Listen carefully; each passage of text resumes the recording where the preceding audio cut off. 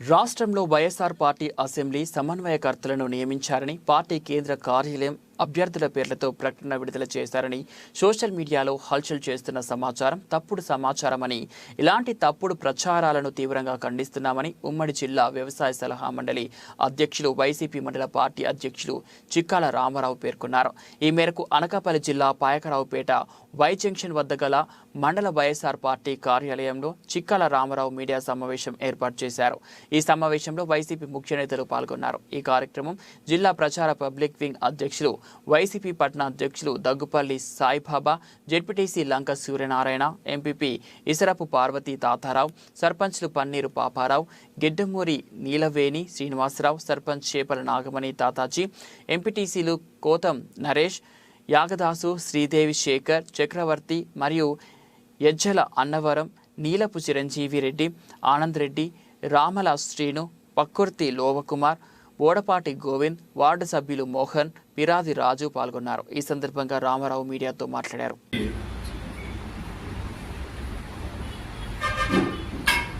Party సమన్వయకర్తలను నియోజకవర్గాల వారీగా మార్చినట్టు వచ్చినటువంటి ప్రకటనను కేంద్ర పార్టీ కార్యాలయంలో కూడా అది ఫేక్ అని, అలాగే నిన్న సాక్షి టీవీలో కూడా ఫేక్ గా అది ఎవరిచ్చారు అనేది తెలియదు, ఇది పార్టీ నుంచి ఇచ్చినటువంటిది కాదని చెప్పి క్లియర్ గా చెప్పడం జరిగింది. ఒక పార్టీ లెటర్ హ్యాడ్ మీద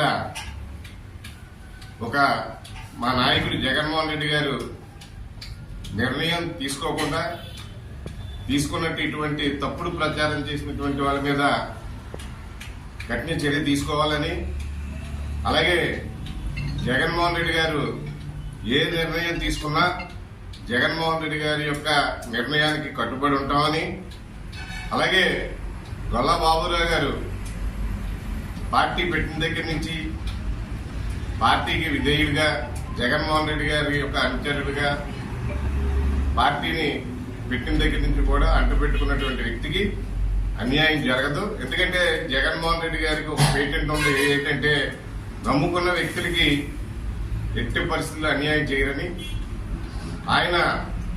మేమందరం కూడా పాయకరావుపేట నియోజకవర్గం నుంచి జగన్మోహన్ రెడ్డి గారు తీసుకున్నటువంటి ఏ నిర్ణయానికైనా కట్టుబడి ఉంటామని, అలాగే ఇటువంటి ఫేక్ వార్తల్ని ఖండిస్తున్నాం. ఎందుకంటే ఇటువంటి ఒక లెటర్ ప్యాడ్ మీద ఒక అధికార పార్టీ ఉన్నటువంటి లెటర్ ప్యాడ్ మీద ఏదో ముఖ్యమంత్రి గారు ప్రకటన చేశారని చెప్పేసి ఇటువంటి తప్పుడు ప్రచారం పెట్టినటువంటి వ్యక్తుల మీద కఠిన చర్య తీసుకోవాలని, అలాగే ఎట్టి పరిస్థితిలో రేపు మళ్లీ కూడా 2024లో జగన్మోహన్ రెడ్డి గారు ముఖ్యమంత్రి అవుతారని, అలాగే పాయకరావుపేట నియోజకవర్గం కూడా మంచి మెజార్టీ ఇస్తామని కార్యకర్తలందరూ కూడా పాయకరావుపేట నియోజకవర్గంలో పార్టీ కార్యకర్తలే బలం.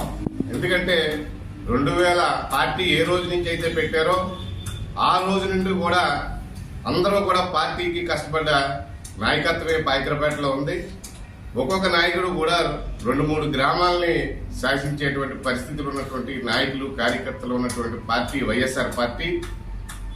ఈ తప్పుడు ప్రచారాన్ని పార్టీ అందరం కూడా ఖండిస్తున్నాం. ఇలాంటి ఫేక్ పార్టీ లెటర్ ప్యాడ్ల మీద ఇలాంటి ఫేక్ సమన్వయకర్తలు మార్చారని చెప్పి ఇటువంటి ఫేక్ న్యూస్ ని తీవ్రంగా ఖండిస్తూ, అలాగే ఆంధ్రజ్యోతిలో చూసాం, రైతులు జనసేన పార్టీ వారు రైతులు చాలా ఇబ్బంది పెడుతున్నారు ఆర్బీకేల వల్ల. అసలు వాళ్ళకి మాట్లాడే నైతికత కూడా లేదు. ఎందుకంటే రైతాంగాన్ని ఆదుకున్న ప్రభుత్వం ఏదన్నా ఉందంటే ఆనాడు రాజశేఖర రెడ్డి గారు, ఈవేళ జగన్మోహన్ రెడ్డి గారు. రాజశేఖర రెడ్డి గారు ఆ రోజు మా ప్రాంతంలో ఆనకట్టలు కట్టి రైతాంగాన్ని ఆదుకున్నారు. అలాగే జగన్మోహన్ రెడ్డి గారు ఆర్బీకేలు పెట్టి ఒక విత్తనాలే కాదు, ఎరువులే కాదు, అన్ని కూడా రైతుకి కాళ్ళ దగ్గరికి అన్ని చేరే విధంగా ఏర్పాటు చేసినటువంటి ఘనత జగన్మోహన్ రెడ్డి గారు.